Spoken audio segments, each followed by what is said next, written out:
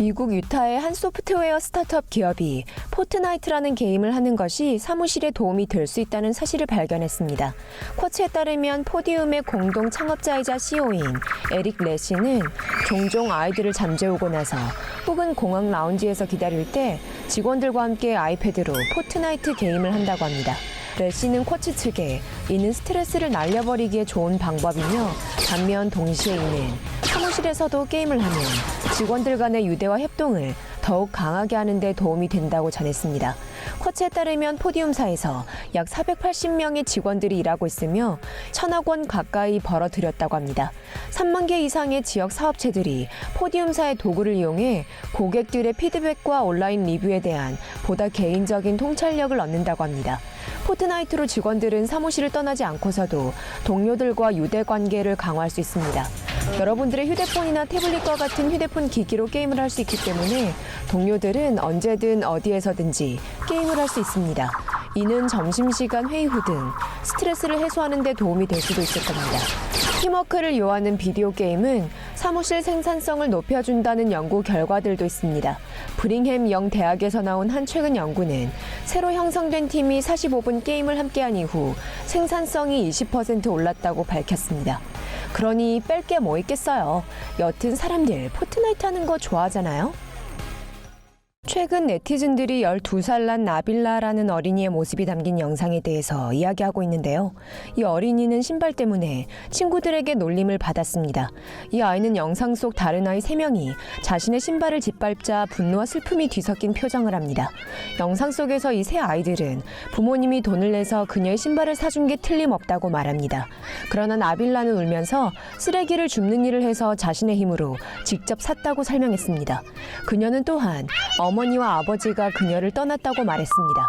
담임 선생님은 콤파스 지치게 나빌라가 70세인 할머니와 할아버지와 함께 살고 있는 것이 맞다고 전했습니다. 그녀의 부모님은 이혼하고서 나빌라 어린이가 아기일 때 헤어졌습니다. 아흐마드라는 네티즌들 중 한 명은 나빌라 어린이를 직접 만나서 나빌라가 정말 쓰레기를 줍는 일을 하는지 확인했습니다. 지난 4월 16일 아흐마드 씨는 시타비사라는 플랫폼에서 모금을 시작했고 많은 돈이 모였다고 합니다. 영상 속의 세 아이가 나빌라 어린이의 집에 방문해서 사과했다고 하는데요. 보도에 따르면 좋은 친구로 남기로 했다는군요. 출퇴근 시간 유일하게 막히지 않는 길이긴 하겠네요. 중국 우한의 한 남성이 출퇴근 시간을 줄이려 지난 11년간 매일 양쯔강을 헤엄쳐 건넜다고 합니다.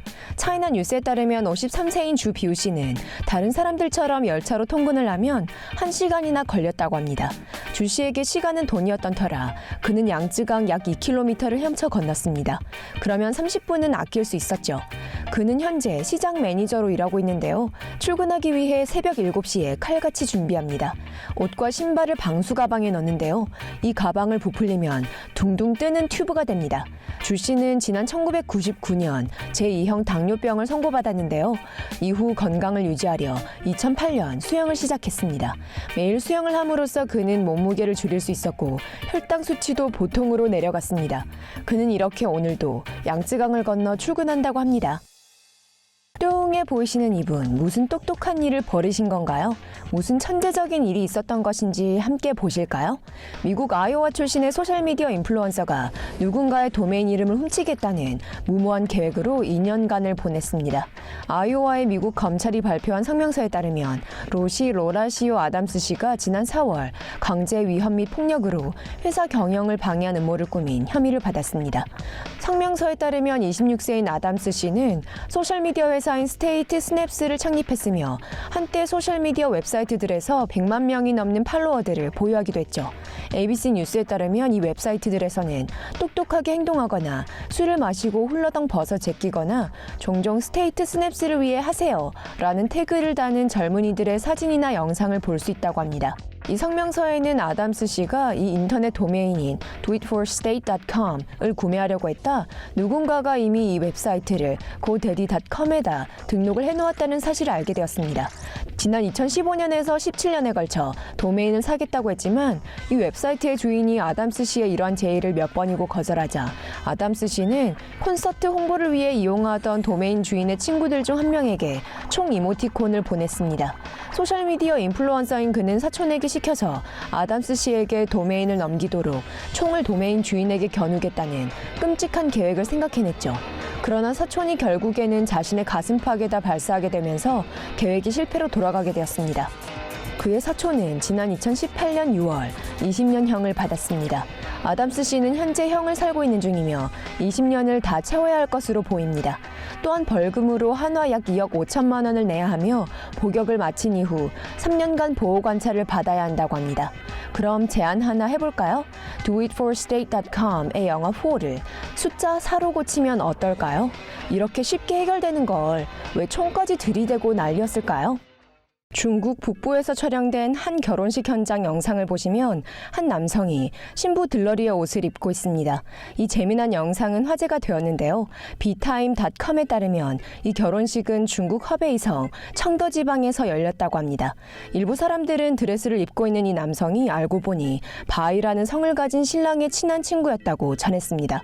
바이 씨의 친구는 신랑의 신부에게 신부 들러리가 충분치 않아 드레스를 입기를 원했다고 합니다. 바이 씨에 따르면 그의 아내가 결혼식을 위해 들러리들을 충분히 찾지 못해 결국은 이렇게 특별한 방식으로 결혼식을 치를 생각을 하게 되었다고 합니다. 한 페이스북 포스팅에 따르면 105살인 한 할아버지가 아픈 아이를 살리기 위해 찐빵을 팔아야만 했다고 합니다. 이 사진을 페이스북에 올린 이 여성은 이 할아버지의 이야기를 화제거리로 만들었고 많은 이들의 동정심을 샀습니다. 그녀가 페이스북에 올린 바에 따르면 이 할아버지는 105살이며 사실 중국 산둥 출신이라고 합니다. 할아버지는 약 중독의 당뇨병 그리고 정신질환을 앓고 있는 아들을 돌보기 위해 어쩔 수 없이 대만 타이페이로 와서 살게 되었습니다. 그는 고향으로 몇 번이나 돌아갔기는 했나 본데요. 그런데 이는 자신과 아들의 의료 비용을 충당할 방법을 찾기 위해서였습니다. 그는 밤에 완룽역 바깥에서 찐빵을 판다고 합니다. 이 할아버지께서 찐빵을 구매한 사람의 말에 따르면 맛도 좋고 크기도 푸짐하다고 합니다. 찐빵을 파느라 바빠진 할아버지는 간혹 먹을 시간을 놓치기도 한다고 합니다. 바라건대 인터넷의 힘으로 많은 사람들이 동정심을 가지고 찐빵을 좀 구매하는 데 힘을 보태줘서 할아버지에게 도움이 됐으면 합니다. 중국 베이징의 한 여성은 구매한 통닭에 뜻밖의 추가된 토핑 때문에 깜짝 놀랐다고 합니다. 비타임의 보도에 따르면 이 여성은 프라이드 치킨에 닭털이 붙어있는 것을 발견했다고 하는데요. 딸이 프라이드 치킨에 닭날개를 베어물고서 갑자기 질식할 듯 헥헥거렸다고 하는데요. 알고 보니 닭털이 들어있었다고 합니다. 이 여성은 기분이 불쾌했고 맥도날드 측에 불만을 토로했습니다.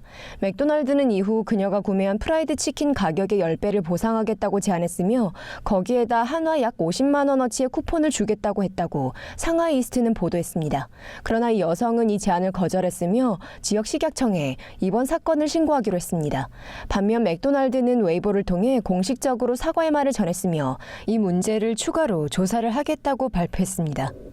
그래도 최소한 중국의 맥도날드 닭튀김에 사용된 닭고기가 가짜는 아니니까요.